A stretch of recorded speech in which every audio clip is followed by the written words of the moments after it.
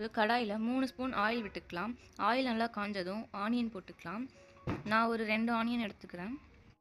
இது கூடவே 10 காஞ்ச மிளகா கட் பண்ணி வச்சுருக்கேன், அதை ஆட் பண்ணிக்கிறேன். நீங்கள் எவ்வளோ சிக்கன் ஆட் பண்ணுறீங்களோ அதுக்கேற்ற மாதிரி எடுத்துக்கோங்க. காஞ்ச மிளகா வச்சு இதில் சிக்கன் ஆட் பண்ணிக்கலாம்.